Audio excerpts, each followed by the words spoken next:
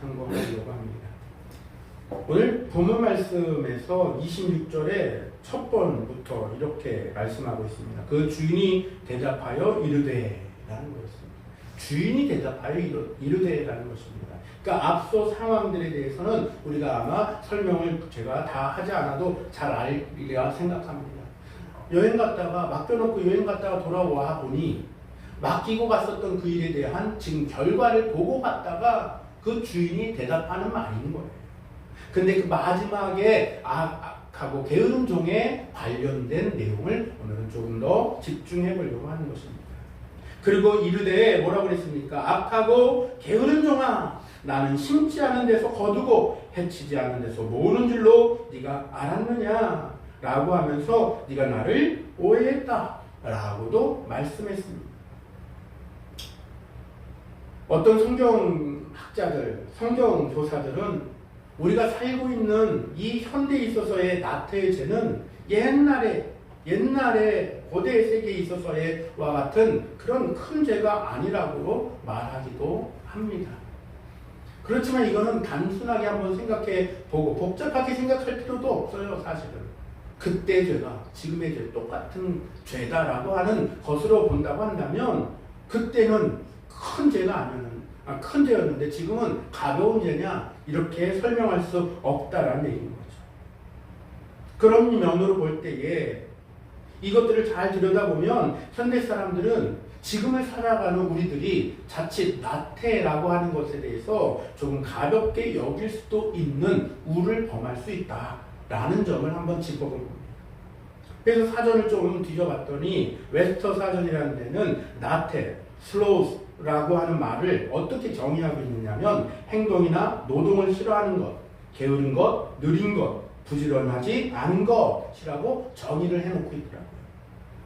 그리고 이걸 신학 사전으로도 또 찾아보니까 신학적인 수로의 사전 내용이 뭐냐, 정신적인 사물에 대한 게으름을 의미하는 것뿐 아니라 또한 우리 기독교인의 활동에 대해서 냉담하고 적극적이지 아니한 것을 의미한다라고 하는 조금 더 포괄적인 그 의미를 정의하고 있더라고요.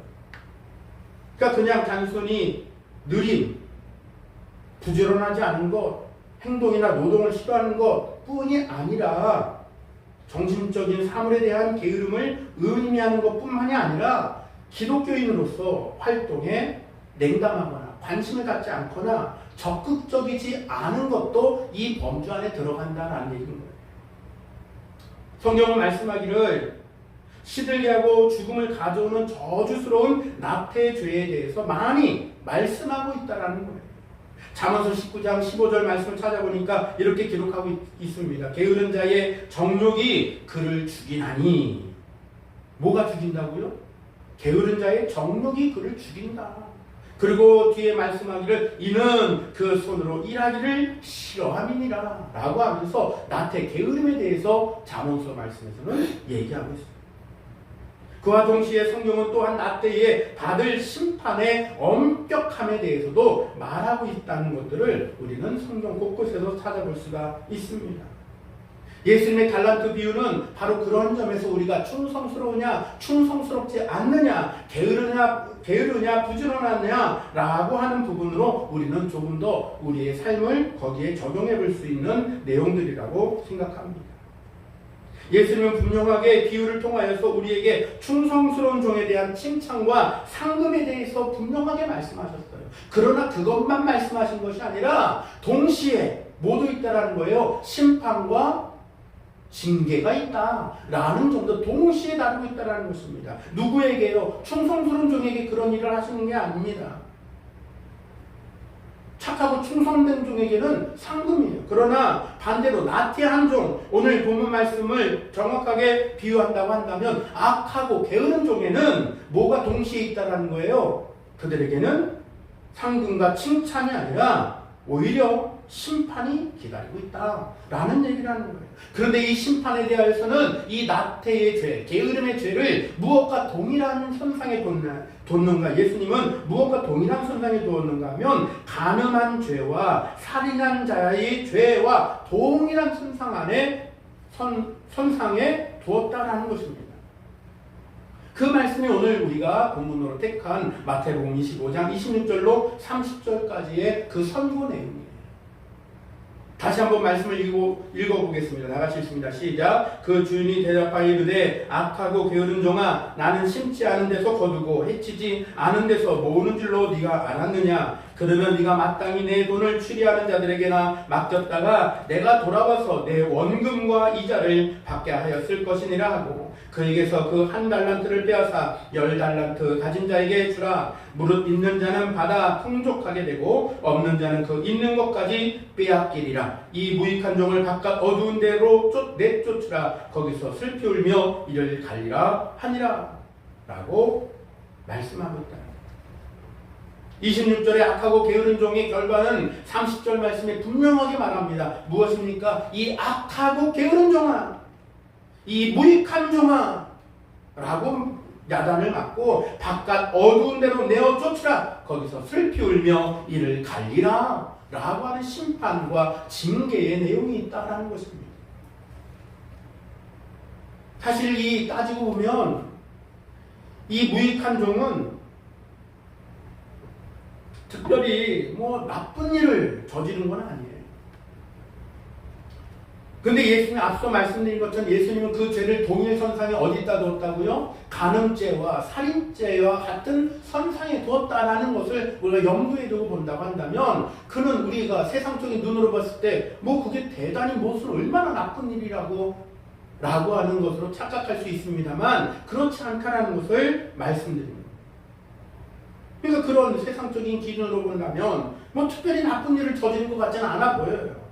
그렇게 단순히 그에게 부과된 책임을 이행하기에 너무나 그가 게을렀던 것뿐이고, 그의 죄는 나태의 죄고 아무것도 하지 않은 죄, 그것이 아마도 세상적인 기준으로 본다면 그게 다인 거예요. 사람을 때렸거나 거짓말을 했거나 살인죄를 저질렀거나 간음죄를 저지른 그러한 죄가 아니라는 것입니다. 소위 말해서 인류가 말하는 비윤리적인, 비인간적인 그런 반인륜적인 그런 범죄를 저지른 게 아니라는 거예요. 근데 예수님은 오늘 이 비유를 들어서 나태의 죄는 그와 똑같다라는 것을 우리에게 경고의 말씀으로 해주시는 겁니다. 아무런 일도 일어나지 않는 것, 이런 현상은 따라서 예수님의 말씀을 우리가 풀어서 본다고 한다면 평안이 아니에요. 아무 일도 일어나지 않으니까 그냥 평안하다. 이건 평안한 거야. 이게 아닌 거예요. 아무런 일도 현상도 일어나지 않는 것은 결코 진짜 평안이 아닙니다. 거짓 평안이에요.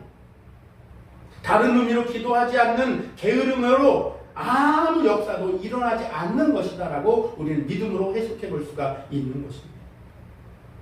10처녀 중 5처녀의 죄가 무엇입니까? 그들이 무슨 다른 짓 했어요? 부도덕한 짓을 했습니까? 거짓말을 했습니까? 속이는 죄가 있습니까? 그게 어떤 죄를 졌습니까? 준비하지 않은 거예요. 준비하지 않은 거예요. 그것은 다름 아닌 바로 나태의 죄의 범주 안에 들어간다는 것이에요. 누구를 맞을 준비를 하지 않은 거예요. 신랑 맞을 준비를 하지 않았다. 이것이 그 게으른 5처녀의 죄다라는 것입니다. 준비하지 않은 게으름. 그들은 그 악한 죄 때문에서가 아니라 게으름과 불충성에 의하여서 심판받았다라는 내용인 것이에요. 그 결과 무슨 일을 당했습니까? 신랑이 왔을 때 기회의 문이 쾅 하고 잠겼고 어떻게 됐습니까? 하나님의 음성은 심판으로 울려나왔던 거예요. 함께 신랑과 들어가 잔치집에 들어가 즐겨야 되는데 즐기질 못했어요. 왜요? 준비하지 않았기 때문인 거예요. 동일한 장수인 25장 12절에 보니까 내가 너희를 알지 못하니라 라고 말씀하고 있다는 거예요.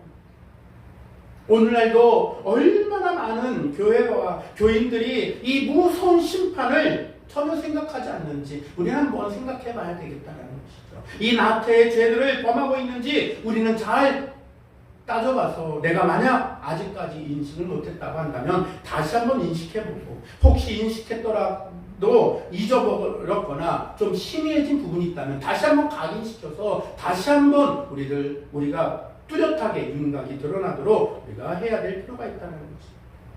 성경은 나태에는 반드시 무서운 심판이 있을 것이라는 것을 분명하게 말씀 통해서 기록하고 있고 저와 여러분들에게 말씀하고 있습니다. 그러함에도 불구하고 우리들 나는 신앙생활 각 부분에 있어서 여전히 나태에 있다는 것이 어쩌면 더 무서운 현상이라 생각이 됩니다. 이렇게 말씀해도 나하고는 뭐 별로 상관없는데 라고 여긴다는 것, 그것이 더 무섭다라는 생각입니다. 그러면 오늘 이 시간을 통해서 우리 성도들이 각양 나태의 상태를 어떤 것인가 한번 들춰내고 우리가 회개하는 시간이 되기를 간절히 소망합니다. 첫 번째는 수많은 사람들은 교회에 가는 일에 대해서 나태하다는 것입니다.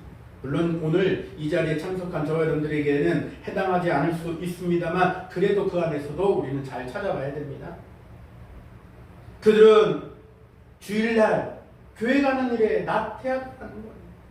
늦게까지 잠자기를 좋아합니다. 그 심정과 환경은 충분히 이해합니다. 한 주간 6일 동안 그냥 일하느라고. 그런데 요새는 여기에서 주 5일제도 하고 주 4일제도 얘기가 오가고 있는 지금 시점에 본다고 한다면 아마 조금 더 다르게도 들여다볼 수도 있습니다. 그러니까 주일날이 되면 늦게까지 잠자기를 좋아합니다.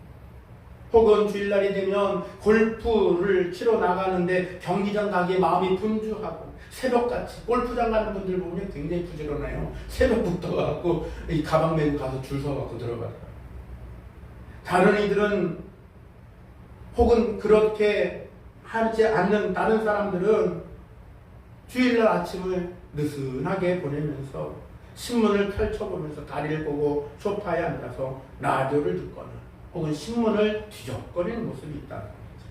아니면 요사이 얼마나 유튜브가 많이 또 발전이 되어 있습니까? 혹은 지금 텔레비전을 켜도 많은 기독교 매체들이 많이 울려 퍼지죠. 그런 것들을 텔레비전을 통해서 종교적 의식을 한다라고도 스스로 합리화시키는 모습들도 많이 있다는 것입니다. 사실 이것은 문명의 이기가 가져온 또 다른 안 좋은 점이기도 합니다. 이것이 본래 목적은 드릴 수 없는 자들, 그 현장에 나올 수 없는 자들을 위해서 그런 일들이 일어난 거거든요. 극동방송 같은 경우는 그렇게 오지나 혹은 북에 혹은 복음이 들어갈 수 없는 그러한 열악한 환경이 있는 곳에 복음을 전파하는 그러한 일들을 위해서 지금도 역시 여전히 잘 사용되고 있습니다만 그것을 이용하는 자들이 그러한 것이 아닌 그때 이걸로 대체하지 뭐 하고 하는 그런 나태함이 그 안에 자기 스스로를 합리화시켰다라는 얘기입니다. 예전에 고재명 선교사님이 그 코로나 시기에 그곳에 갇혀갖고 집에 다 갇혀갖고 바깥에서는 무장한 군인들이 탁 지키고 섰고 시장을 갈래도 어렵게 쪽지에다가 물품 목록을 딱 써갖고 말이죠.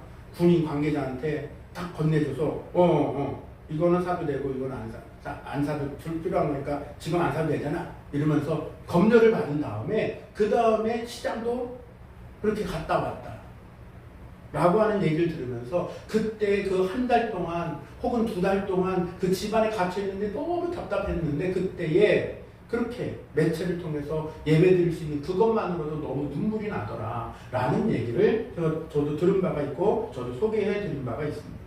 그리고 정말 그러한 때에는 그러한 매체가 얼마나 필요한지 몰라요. 그런데 그러한 매체가 필요하지 않을 때에도 않는 자들도 그것을 스스로를 합리화시키는 도구로 전락시켜버리는 것이 문제인 거죠. 아무튼 그러한 사람들은 그렇게 함으로 인해 갖고 스스로 만족하고 스스로 위로하는 거예요. 나는 종교적 책임을 다했다라고 말이죠. 바로 그것이 첫 번째 우리가 생각해 봐야 되는 나태의 항목에 들어갑니다. 두 번째는 무엇인가 또 어떤 이들은 기도 생활을 게을리하는 나태에 빠져 있다는 것입니다. 바울은 데살로니가 교회 데살로니가전서 5장 17절을 한번 찾아보시면 됩니다. 그 데살로니가 교회에 전하는 서신에서 말하기를 뭐라고 권고하고 있는가 하면 쉬지 말고 기도하라 라고 편지하고 있다는 것입니다. 왜 쉬지 말고 기도하라고 편지했을까요? 그들이 바로 이 기도 생활에 나태했습니다. 그랬기 때문에 사도 바울은 언제 어디서나 기도하는 태도가 있어야 된다라는 것을 강조하기 위해서 그런 편지를 쓰는 거예요. 결국 우리가 게으르고 나태하기 때문에 우리의 기도 생활이 때때로 등한시된다는 것을 우리는 잊지 않아야 된다는 것입니다. 생활이 넉넉하기 때문에 때로는 내가 부족함이 없어서 기도에 대해서 게으르고 나태하고 열망하지 않는다는 것이죠. 우리의 영적 근원은 그러나 그와는 반대로 기도하지 않으면 않을수록 이 육체적인 생활은 풍족할지 몰라도 반대로 영적인 부분들은 말라 비틀어지는 결과를 보게 된다는 것입니다. 뭐하지 않으면 않을수록 기도하지 않으면 않을수록 말이죠. 하루를 시작하는 그 첫 시간, 하루를 시작하는 어떠한 시간에 상당한 시간 혹은 조금의 시간을 우리는 하나님 앞에 기도하는 시간으로 시작할 경우가 그렇지 않을 경우를 단순하게 한번 살펴보자. 그러면 무엇인가 다름을 알 수도 있으리라 생각합니다. 물론 이것이 어떤 강박에 빠져야 된다라고 하는 루틴의 강박에 빠지라는 얘기가 아니에요. 그런다고 하나님 복 주고 그렇지 않다고 하나님이 복 주시지 않는다 이런 얘기를 하려고 하는 게 아닙니다. 그러나 우리가 주님을 사랑한다 말하면서 우리가 하나님의 자녀라고 말하면서 내가 기도 생활에 나태하다라고 한다면 나 스스로에게 말이에요. 나의 의를 내세우는 도구로 쓰자는 말이 아니에요. 불안 증상을 더 부추기려고 드리는 말도 아니에요. 분명한 것은 말씀에 부지런하지 않은 게으름을 지적하고 있는 말씀을 우리가 염두에 보자는 거예요. 쉬지 말고 기도하라 라고 했었던 데살로니가전서 5장 17절 말씀 말이에요. 대부분 아침에 출근하는 분들 혹은 출근하려고 할 때에 얼마나 피곤합니까? 사실 아침에 일어나서 아침 버스를 타시는 분들 보면 얼마나 고단합니까? 그러니까 5분이라도 좀 더 자고 싶고 10분이라도 좀 더 잘 수 있는 방법을 막 여러 가지를 모색합니다. 그래서 가장 빠르게 준비를 머리를 감고 양치하고 세수하고 옷 입고 나갈 수 있는 가장 빠른 그러한 것들을 찾아내기도 하죠. 그걸 위해서는 그렇게 5분, 10분을 더 잠자기 위해서 어떻게 하면 더 빨리 내가 가장 빠르게 준비해서 나갈 수 있지를 고민해 보면서 어떻게 하면 내가 5분, 아니 10분 기도할 수 있는 그 시간을 내가 내어놓을 수 있지라고 하는 것에 대해서는 생각하지 않는다는 것을 한번 짚어보고 싶습니다. 나태에 익숙해져 버린 나의 모습을 발견해보자라는 의미인 것입니다. 세 번째로 본다면 어떤 나태해지가 있을까요? 그리스도인들은 예배 시간을 지키는데 나태해지고 있다는 것입니다.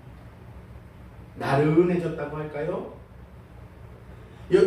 우리가 누군가를 만나려고 할 때에 요새 제 주변에 자녀들 결혼시키는 분들이 꽤 많더라고요.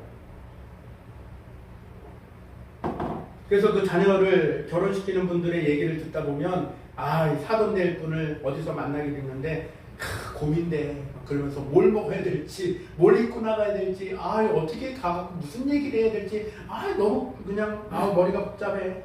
이러면서 얘기하시는 경우들이 있더라고요. 근데 예컨대 그렇게 사돈될 사람을 만나는 첫 만남,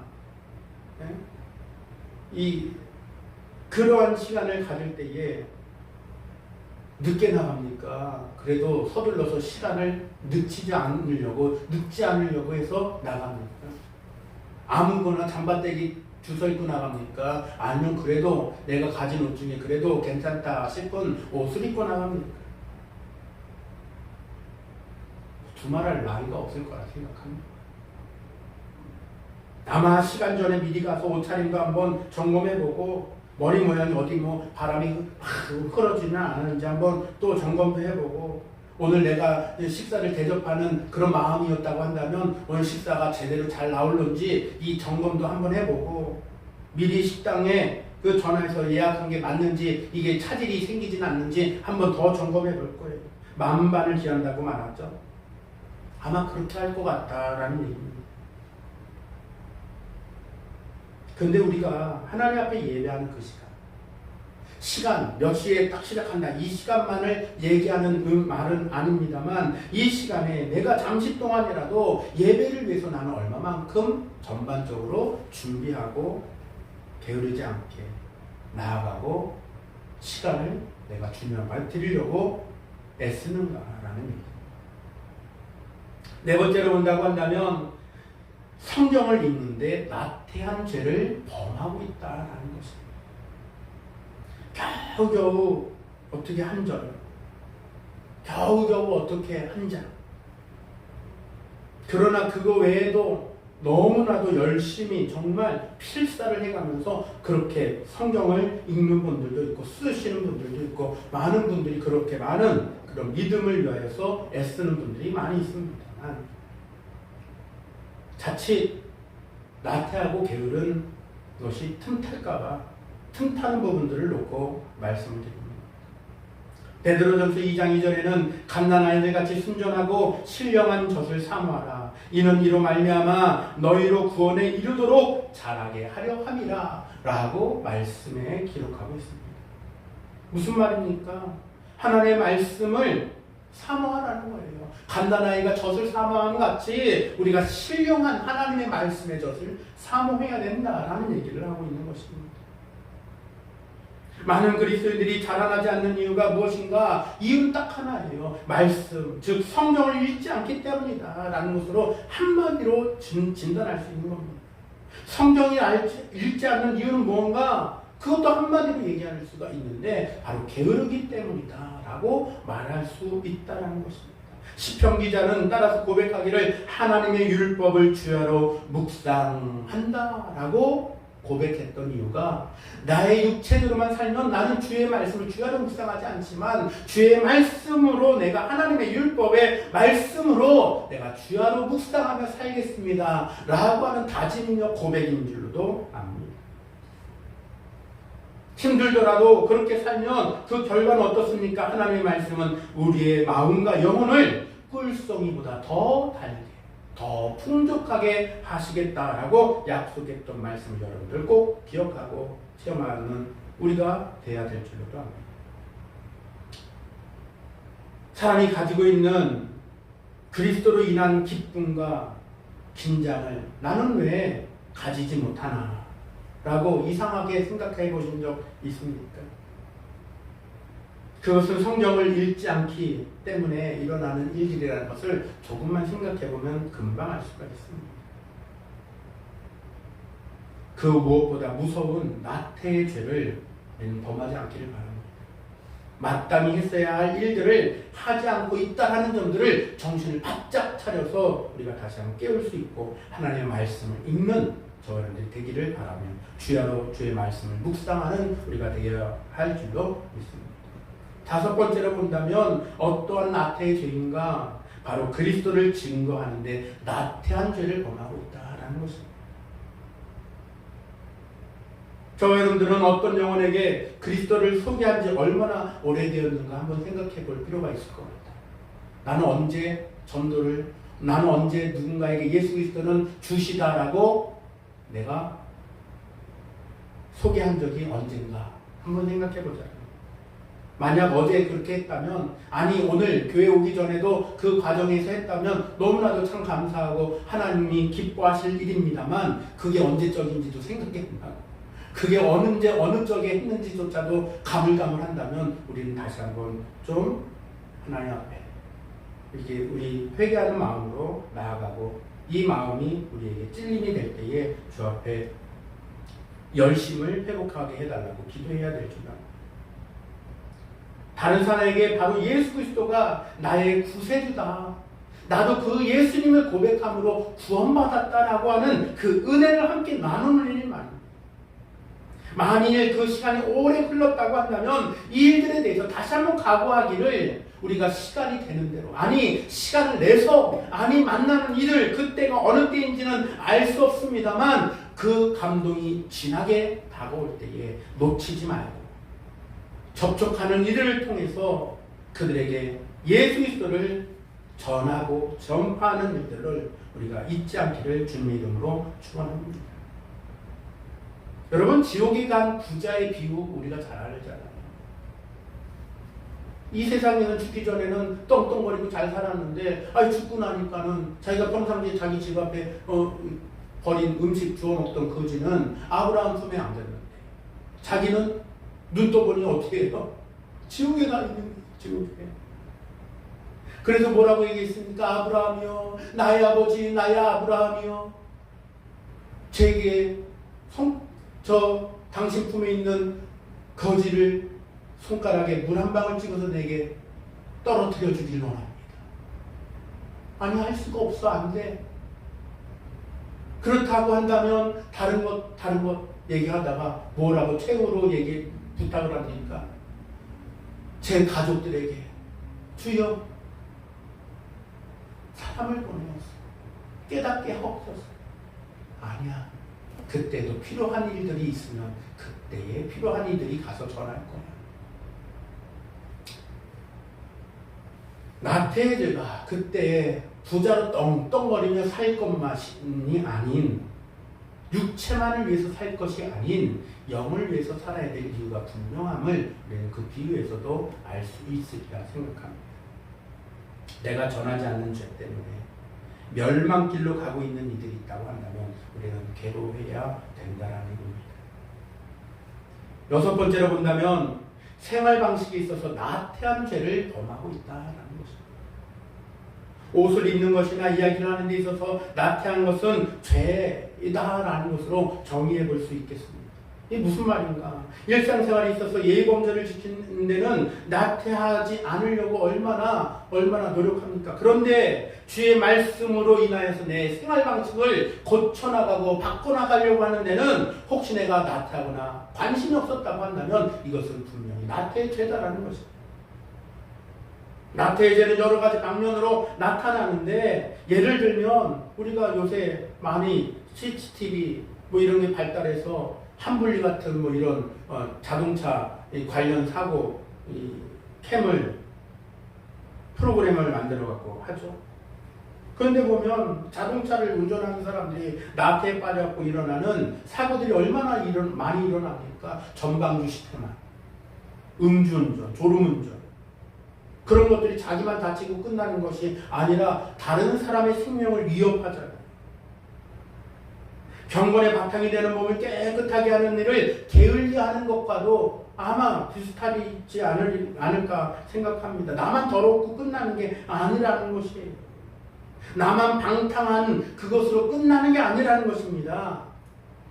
아무리 어려울 때라도 언제나 그리스도인들은 그 얼굴이 주의 은혜로 빛을 발할 수 있는 저희들이 되어야 할 줄로 믿습니다. 게으름으로 우리는 나태한 모습들을 벗어버리고 나의 구세주 되신 주님이 얼마나 부지런히 돌아다니면서 복음을 전했는가, 그 제자들과 함께 생활했는가, 그분이 얼마만큼 열심히 이 땅에서 주의 나를 보내신 이의 그 뜻을 이루기 위해서 얼마나 부지런히 다녔는가를 살펴보며 우리도 함께 그 생활 태도를, 생활의 방식을 우리가 닮아가기를 간절히 소망합니다.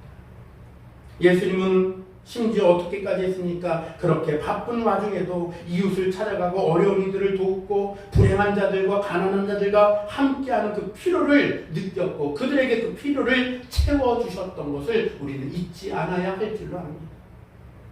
생명을 보호하기 위해서 그들에게 필요한 그 모든 일들을 총동원하셨던 것들을 우리가 본다고 한다면 우리도 주님과 같은 그 생활의 방식들을 우리가 잘 따라 사는 부지런함이 그 안에서 우리도 본받아야 될 줄로 압니다. 마지막으로 어떠한 나태의 죄가 나를 하나님 나라에 바치는 일에 나태한 죄를 범하고 있다는 거죠. 말세가 되면 될수록, 마지막 때가 되면 될수록 뭘 위해서 산다고요? 나를 위해서 산다. 내 배를 위해서 산다. 내 배가 신이 되고 내가 신이 되는 세상이 바로 마지막 말세다라는 거죠. 세상에 예수 그리스도의 복음을 말할 수 없이 필요로 하고 있는 이들이 수많은 사람들이 있는데 그 일을 감당해야 될 그리스도인들이 졸고 있다면, 그리스도의 일꾼들이 그 임을 봉하고 있다고 한다면 어떻겠는가라는 거예요. 누가 슬퍼하시겠는가? 누가? 다름 아닌 우리 주님이 가장 슬퍼하시지 않겠는가라고 하는 점입니다. 이사야 56장 10절에는 그 파수꾼들은 소경이여 다 무지하여 벙어리 개라 능히 짖지 못하며 다 꿈꾸는 자요 누운 자요 잠자기를 좋아하는 자니 라고 하면서 믿는다 말하면서 나타난 자들에 대한 그 생활 상태를 꼬집어서 말씀했습니다. 로마서 12장 11절에는 우리에게 말씀하기를 부지런하여 게으르지 말고 열심을 품고 주를 섬기라 라고 명령하고 있는 말씀을 새겨야 할 줄로 믿습니다. 현대인들의 증상이라고 그냥 그렇게 터부하고 그냥 말 것이 아니라 우리는 그 나타나는 현상과 그 증상들을 보면서 우리가 더욱더 깜짝 놀라서라도 깨어야 할 줄로도 압니다. 성경은 끊임없이 우리에게 나태해져에 대해서 경고하고 있습니다. 쉬지 말고 기도하라. 부지런하여 게으르지 말고 열심을 품고 주를 섬기라. 게으르지 아니하고 믿음과 오래 참음으로 말미암아 약속들을 기업으로 받는 자들을 본받는 자 되게 하라라고 말씀하고 있습니다. 데살로니가전서 5장 17절, 로마서 12장 11절, 히브리서 6장 12절에서 이렇게 말씀하고 있습니다. 그와 동시에 모순되게도 세상은 복음 듣기를 싫어하면서도 믿는 자들이 잠잠하여서 전하지 않을 때 말할 수 없이 예수 그리스도의 복음을 필요로 함을 우리는 같이 알아야 된다. 같이 봐야 된다라는 거죠. 아예 전해봤자 소용없어요. 그들이 뭐 언제는 뭐 귀 기울여 들었습니까? 아니야, 이거 다 쓸데없는 일이에요. 아니요. 그런데 그런 반응 때문에 내가 입을 다물고 있다면, 그런 반응들 때문에 내가 전하기를 멈췄다면 오히려 반대로 그 모순되게도 그들은 그러할 때 그 영이 사람이 기다리고 애타게 기다리고 있다. 복음을 필요로 하고 있다. 라는 점들을 생각하자라는 것입니다.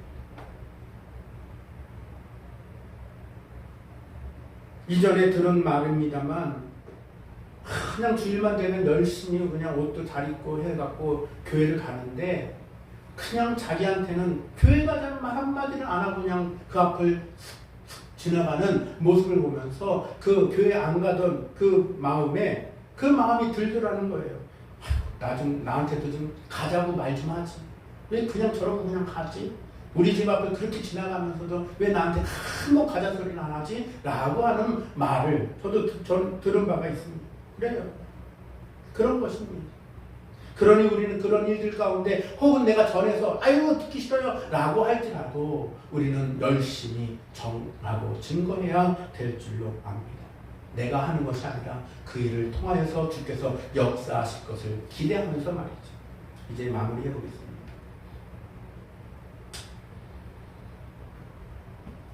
마틴 루터가 설교하는 가운데 이런 설교를 한 적이 있다고 해요.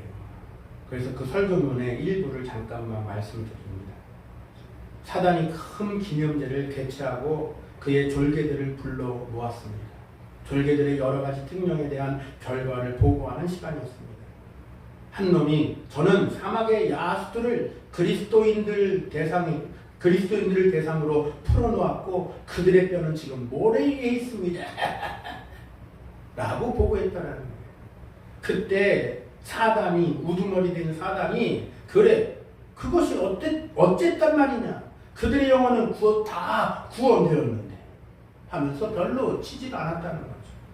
그러니까 또 다른 한 놈이 말하기를 저는 그리스도인들을 시든 배에다가 폭풍을 불게 하여서 그들을 모두 물에 빠져 죽게 만들었습니다 하고 보고를 했다는 거예요. 그랬더니 사단은 또 말하기를 그래 그것이 뭐 어쨌단 말이야 그들의 영혼은 모두 구원되었는데 라고 하면서 별스럽지 않게 또 대답하더라는 거죠. 이제 마지막 한 놈이 또 보고하기를 저는 10년 동안 한 사람을 그 영혼에 대하여 무관심하도록 했는데 마침내 성공하였습니다. 그리하여 그는 지금 우리의 것이 되었습니다. 라고 보고를 했다는 거예요. 그때 사단이 환호성을 지르면서 또 지옥의 저녁별들이 기쁨에 넘쳐서 노래를 했다. 라고 하는 한 대목을 제가 소개를 합니다. 전하지 않으면 누가 좋아할까요? 우리가 입 다물고 있으면 누가 좋아할까요? 우리가 게으르면 누가 좋아할까요? 우리가 나태하면 누가 좋아할까요? 아마 하나님은 슬퍼하실 것입니다. 분명한 것입니다. 나태함이 갖고 있는 이 독은 사람의 영혼에 있어서뿐만이 아니라 사람을 완전히 망가뜨리는 치명적인 독이 된다는 거. 악랄한 것은 마치 나태는 조금 더 해롭지 않은 것 같고 아무런 죄가 아닌 것처럼 보이지만 그것이 더 악랄하다라는 거예요. 아무것도 아닌 것처럼 보이지만 그것은 극악한 독이다라는 것입니다. 하나님이 슬퍼하는 할 만한 일을 우리는 피할 수 있기를 바랍니다. 이러보건대 그리스도를 기쁘게 하랴 마귀를 기쁘게 하랴 라고 하는 말을 나에게 접목해 본다면 우리는 나태의 잠에서 깨어 쉬지 말고 기도하고 우리는 입을 열어 전파해야 될 줄로 믿습니다. 어떤 사람이 목사님을 찾아와서 말을 했어요. 목사님, 제가 믿기 전에 이웃집에서 녹근을 훔쳤는데 말씀을 듣다가 제 마음에 찔려갖고 회개를 합니다. 사기오의 이야기를 말씀을 듣는데 그냥 마음에 감명을 받았어요.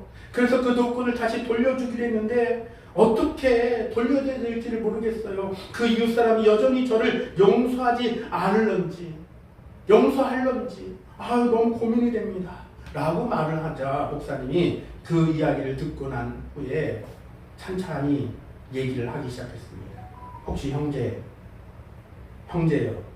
그 녹근 훔친 것이 전부입니까?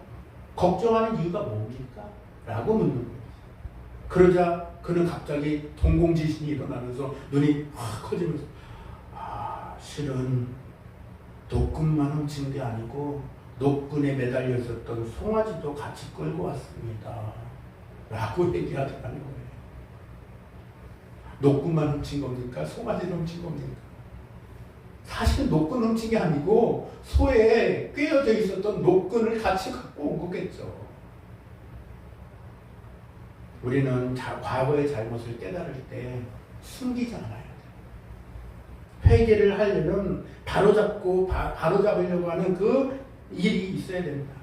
잘못에 대한 바로잡음이 없으면 사단이 틈타고 그 사람이 진정으로 잘못을 뉘우칠 수 없도록 더 수렁으로 빠뜨린다는 사실을 우리는 분명하게 알고 진정으로 회개하고 잘못을 바로잡고 하나님이 내게 그 잘못을 바로잡음과 회개함을 통하여서 주시는 보상을 우리는 잘 받아들이며 사는 정직함으로 받는 은혜를 누리는 저희들이 되어서 스스로 속이지 않는 우리가 되어야 할 줄로 믿습니다. 기도합니다. 사랑과 은혜가 많으신 아버지 하나님, 우리들 주께서 주신 이 은혜의 말씀을 기억하며 나는 어떤 사람인가? 나는 게으른 사람인가? 나는 부지런한 사람인가? 나는 하나님을 기쁘게 하는 자인가? 사단을 기쁘게 하는 자인가?를 우리는 생각해보며 내 안에 틈마다 파고들어져 있는 나태한 죄, 게으름의 모습들을 다 걷어낼 수 있도록 주님, 우리를 철저히 올바르게 바로잡을 수 있는 진정으로 회개하는 나의 모습을 주여 지혜와 명철을 허락하여 주셔서 주님이 원하시는 일들을 위하여서 나의 모든 이 행위가 바뀌어지고 수정되어질 수 있도록 주님 인도하여 주옵소서. 한 주간을 살아가면서 이 말씀을 기억하며 우리들 주님이 기뻐하시는 삶으로 살아가게 해 주옵소서. 감사드리며 우리 구주 예수님의 이름으로 기도하옵나이다.